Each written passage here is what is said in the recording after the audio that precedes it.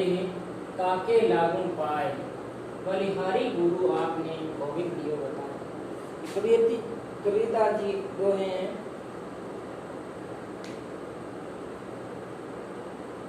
जो बहुत ही गुरु महिमा के लिए अच्छे जाने जाते हैं, और संसार में गुरु ये एक ऐसी चीज है जो ऐसा व्यक्तित्व वाला होता है जो पूरी किसी भी चीज को अगर तन और मन से जुट जाए तो उसको सफलता की पूरी मंजिल तक पहुंचाकर छोड़ता है। और इसी प्रकार से ये कबीरदास जी ने जो अपने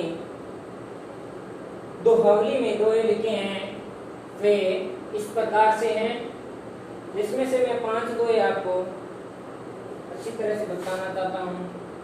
उतना नॉलेज तो मेरे को कबीरदास जी के बारे में किसी को नॉलेज पूरा किसी को हुआ ही नहीं है, फिर भी विद्वानों ने उनके दोहे दोहावली में क्रमबद्ध किए हैं। और इसी प्रकार से ये दोहे हैं। गुरु गोविंद दोनों खड़े काके लागू पाए, बलिहारी गुरु आपने गोविंद दियो बताए। गुरु और गोविंद दोनों खड़े रहते हैं, फिर भी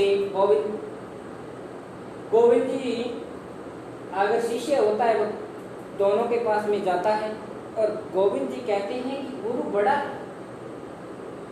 भगवान कहते हैं कि गुरु है, उसकी महिमा का कोई वर्णन नहीं किया जा सकता, और गुरु के बराबर भगवान ने कहा है कि मेरा जो सुमिरन आपको करवाएगा और वह गुरु होगा, मेरे लक्ष्य तक जो पहुंचाएगा वह आपका गुरु होगा, जो शिक्षा देकर अच्छे रास्ते पर आपको अग्रसित करेगा। उसी प्रकार से बलिहारी गुरु आपने गोविंद दियो बताए। गोविंद गुरु पहले गुरु के चरणों को सुनना चाहिए, जबकि गोविंद का जो आश्रम है उसको गुरु के बराबर नीचा बताया गया है, क्योंकि गुरु की महिमा का वर्णन नहीं किया जा सकता। दूसरा दोहा इसी प्रकार से है। गुरु गोविंद तुम एक है दूजा सब आकार, गुरु गोविंद तुम सब एक है और दूजा सब आकार, आपा मेटे हरि भजे तब पावे दीदा। गुरु और गोविंद एक है, दूजा सब ये संसार रूपी जो जाल है, इसमें गुरु और गोविंद दोनों एक, और सब जो चीजें हैं ऐसी भ्रष्ट आचरण, उन उसके जाल को तोड़ने के लिए गुरु और गोविंद है, वो इस संसार रूपी जाल से उभार सकते हैं, अपना नाम रोशन करवा सकते, शिष्य का नाम रोशन करवा सकते हैं गुरु और गोविंद। और गुरु अगर चाहे तो शिष्य को उस मंजिल तक पहुंचा सकता है, और गुरु अगर चाहे तो शिष्य को अपने के पैरों में ला सकता है। अपने पैरों में तो शिष्य होता ही होता है, पर वह भ्रष्ट जाल में फंसा सकता है अगर गुरु अगर किसी भी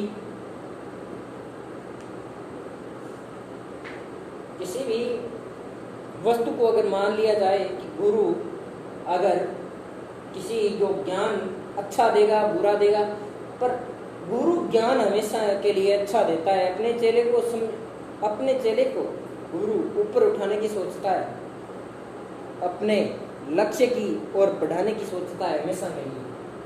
इसी प्रकार से आपा मेटे हरि भजे तब पावे दीदार। अगर कोई गुरु की और गोविंद को सुमिरने लग जाए और उनके लक्ष्य पर चलने लग जाए तो सब जाल से बाहर हो सकता है और आपा मेटे। अहंकार को त्यागना पड़ेगा। गुरु की शरण में जाओगे तो अहंकार को त्यागना पड़ेगा, वह त्यागना जरूरी होगा,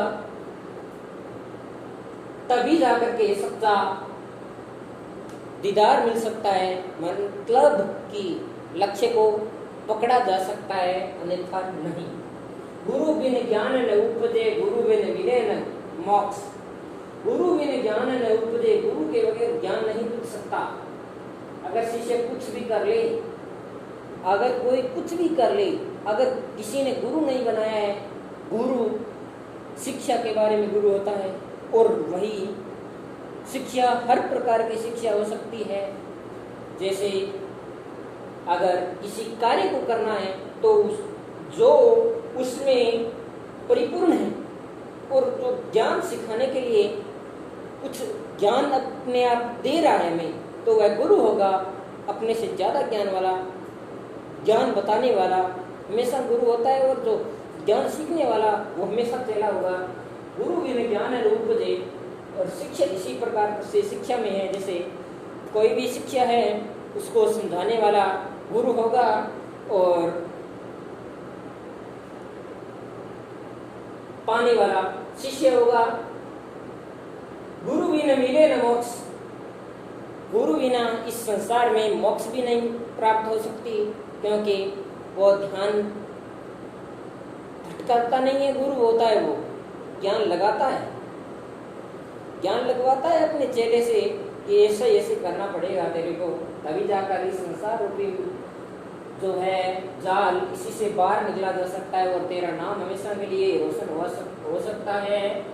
और गुरु बिना लखे न सत्य को, गुरु बिना सत्य को पहचाना नहीं जा सकता। क्या सत्य है, क्या है सत्य, ये गुरु के बगैर नहीं पहचाना जा सकता।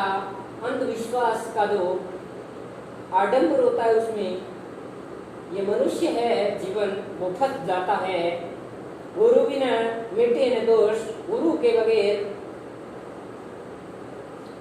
किसी के दोष नहीं मिट सकते। गुरु भी बताता है कि इस लक्ष्य पर चलेगा तो तेरे सभी दोषों का निवारण हो जाएगा, और अगर इस रास्ते पर चलेगा तो तेरी झोली है वो दोषों से और कष्टों से भर जाएगी। इसी से कष्टों से छुड़ाने के लिए गुरु अपना सब कुछ कुर्बान कर सकता है शिष्य के लिए। गुरु सम्मान दाता नहीं, याचक से समान। तीन लोग की संपदा सो गुरु देनी दान। गुरु समान दाता नहीं हो सकता कोई। गुरु अपने शिष्य के लिए, मैंने पहले ही कहा था कि गुरु होता है वो अपने शिष्य के लिए सब कुछ कुर्बान कर देता है। याचक शिष्य समान, याचक शिष्य समान। मांगने वाला हमेशा शिष्य होता है और देने वाला हमेशा गुरु होता है। जो कुछ देता है वह गुरु देता है और जो मांगता है वह शिष्य होता है। तीन लोक की संपदा सो गुरु दीनी दान। तीन लोक की संपदा मतलब कि ये मनुष्य जीवन है, इसको भगवान ने दे दिया है, और वही एक भगवान होते हैं, वो भी गुरु होते हैं, और उन्होंने ये दान हमारे शरीर को दिया है, मनुष्य रूपी शरीर को दिया है।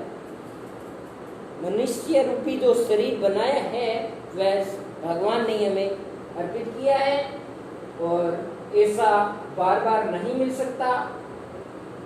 अगर हम गुरु को नहीं मानेंगे, सत्य वचन, सत्य मार्ग ऐसे राहों पर नहीं चलेंगे, कुमार्ग कुप्रथा और इनका पालन करेंगे, तो ये हमें अंधकार के अंदर ले जा सकता है, और वो सत्य कर्म, सत्कर्म होते हुए हमें अच्छे रास्ते पर लाएंगे। और गुरु को मानुष जानते ते नर कहिए अंध। गुरु को मानुष जानते ते नर कहिए अंध। जो मनुष्य गुरु को अपने बराबर मानता है, अपने बराबर का जो स्थान समझता है, वह अंधकार में डूबे हुए हैं और हमेशा के लिए कष्टों को सहते रहते हैं।